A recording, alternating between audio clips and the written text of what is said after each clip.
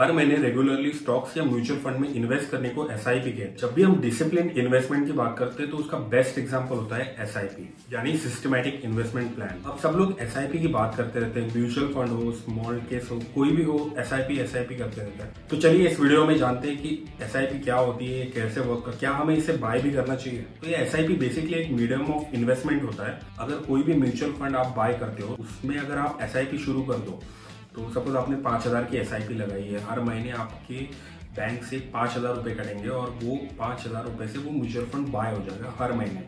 जो भी उसकी करंट एनईवी चल रही है, एनईवी मतलब नेट एसेट वैल्यू जो भी चल रही है उसके ऊपर आपका वो एसआईपी बाय हो जाएगा। ये काफ़ी इजी होता है एसआईपी बाय करना, काफ़ी फ्लेक्सिबल होता है और आपको ज़्यादा ध्यान नहीं देना पड़ता। आप अपना काम करते हो और एसआईपी आपकी शुरू रहती है, तो आपका एक इन्वेस्टमेंट में डिसिप्लिन आ जाता है। हर महीने आपके पैसे आपके अकाउंट से कटेंगे, आपकी जो सैलरी आएगी उससे आपके पैसे, इसकी वजह से आपका मतलब वो डिसिप्लिन बिल्डअप होता है इन्वेस्टमेंट। और यही एसआईपी अगर आपकी लॉन्ग टर्म में चलती रहे 15-20 साल, तो आप देखेंगे कि 5,000 की अगर आपने एसआईपी निकाली है तो उसका मतलब काफ़ी ज़्यादा प्रॉफिट हो जाएगा 15 साल बाद। वो डिपेंड्स कि आपका रेट ऑफ रिटर्न क्या है, आपके म्यूचुअल फंड कैसे परफॉर्म कर रहे हैं, किस कैटेगरी में आपने म्यूचुअल फंड बाय किए हैं। और अगर आपने इंडेक्स फंड बाय किया है तो आपका म्यूचुअल फंड का परफॉर्मेंस वही रहेगा जैसा वो इंडेक्स यानी कि निफ्टी में बाय किया है तो निफ्टी जैसा परफॉर्म करेगा, वैसे ही आपको लॉन्ग टर्म में निफ्टी के इक्विवेलेंट आपको रेट ऑफ रिटर्न मिलेगा। अब इसको बाय करने के लिए आप प्री डिटरमाइंड अमाउंट एक रेगुलर इंटरवल पे रखते हो, यानी कि आपकी प्री डिटरमाइंड अमाउंट कोई भी हो सकती है, 500, 1000, लाख, 10 लाख, आपका जितना बजट है उतनी हो सकती है। उस प्री डिटरमाइंड अमाउंट को आप एक इंटरवल सेट कर सकते हो। आप मंथली बाय कर सकते हो, आप एनुअली बाय कर सकते हो या फिर आप वीकली बाय कर सकते हो। वो आपके ऊपर डिपेंड करता है कि आपको कौन से इंटरवल में वो बाय करनी है। इससे क्या होता है कि आपको एक सेविंग या फिर आपको एक इन्वेस्टमेंट का एक डिसिप्लिन आ जाता है, आपकी एक हैबिट बन जाती है सेविंग और इन्वेस्टमेंट करने की। तो ये काफ़ी फायदेमंद होता है लॉन्ग टर्म के लिए। अगर शॉर्ट टर्म में आप करोगे तो शॉर्ट टर्म में शायद आपको उतना प्रॉफिट ना दिखाई दे जितना आपको 15 साल 10 साल के इंटरवल में दिखाई दे। अभी प्री डिटरमाइंड अमाउंट और इंटरवल जो होते हैं वो आपको म्यूचुअल फंड बाय करने से पहले ही, म्यूचुअल फंड में एसआईपी शुरू करने से पहले ही सेट करने पड़ते हैं। ये ऐसे सेट होता है कि सपोज आपको 10,000 रुपए हर महीने की 1 तारीख को म्यूचुअल फंड में लगाने हैं, एसआईपी शुरू करनी है 10,000 की। हर महीने की 1 तारीख को आपके 10,000 रुपए आपके अकाउंट से कटेंगे। उस पैसों से वो म्यूचुअल फंड या फिर जो भी आपने स्कीम बाय की है वो बाय हो जाएगी।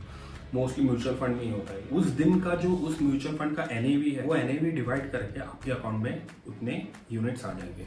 सपोज आपने 10,000 की एसआईपी लगाने का शुरू किया है निफ्टी इंडेक्स फंड में और उस दिन निफ्टी इंडेक्स फंड की करंट एनएवी 10 रुपए है, तो 10,000 डिवाइडेड बाय 10, तो आपको 1,000 यूनिट्स उस महीने मिलेंगे। एसआईपी के जरिए आपको 2 मेन बेनिफिट्स मिलते हैं। एक होता है रूपी कॉस्ट एवरेज और दूसरा होता है पावर ऑफ कंपाउंडिंग। तो अब ये रूपी कॉस्ट एवरेजिंग और पावर ऑफ कंपाउंडिंग वर्क कैसे करता है? तो सपोज आप एक म्यूचुअल फंड के जरिए किसी स्टॉक में इन्वेस्ट करना चाहते हो और उस स्टॉक की करंट प्राइस है 1,000 रुपए, तो आपको 10,000 रुपए के एसआईपी के बदले आपको उस स्टॉक के 10 शेयर्स मिलेंगे। मान लीजिए अगले महीने उसकी प्राइस बढ़ के 2,000 रुपए हुई, तो 2,000 में आपको उस स्टॉक की 10,000 का आपका फिक्स्ड एसओपी है, तो 2,000 में उस स्टॉक के आपको 5 स्टॉक मिलेंगे।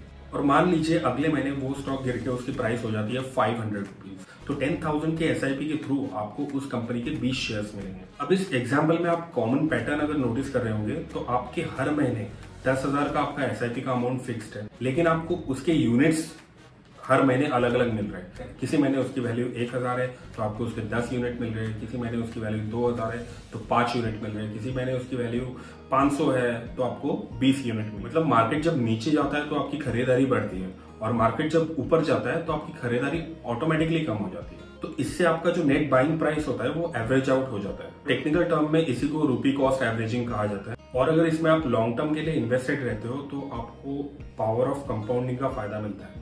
अब पावर ऑफ कंपाउंडिंग क्या होता है इसे मैं किसी अगले वीडियो में समझाऊंगा, ये अपने आप में एक बहुत बड़ा टॉपिक है। अब एसआईपी के फीचर्स के बारे में जानते हैं। तो पहला फीचर इसका होता है कि एसआईपी हमेशा ओपन एंडेड फंड्स में ही होता है।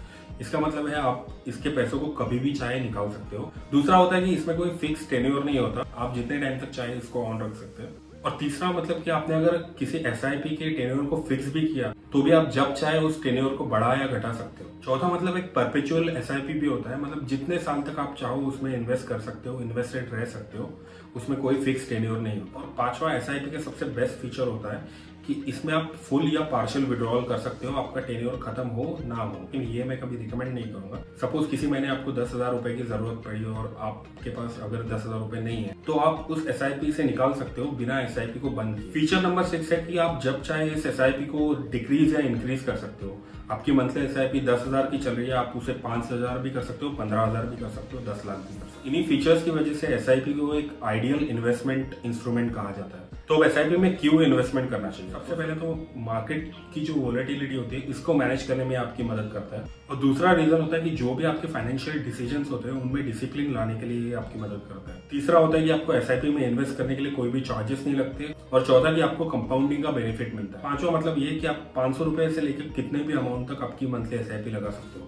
बहुत से लोग ऐसा भी करते हैं जो कम SIP से शुरू करते हैं, जैसे जैसे उनकी इन्वेस्टमेंट बढ़ती है वैसे वैसे वो उस SIP को बढ़ाते रहते हैं, जिससे उनकी सेविंग भी ज्यादा होती है, और वो सेविंग मार्केट में इन्वेस्टेड रहने के कारण जैसे जैसे उनका म्यूचुअल फंड का वैल्यू बढ़ता है वैसे वैसे उनका प्रॉफिट भी बढ़ता है। आशा करता हूँ ये वीडियो आपको पसंद आया होगा, और ऐसी नॉलेजेबल कंटेंट को सुनने के लिए इस वीडियो को लाइक, शेयर और सब्सक्राइब करें।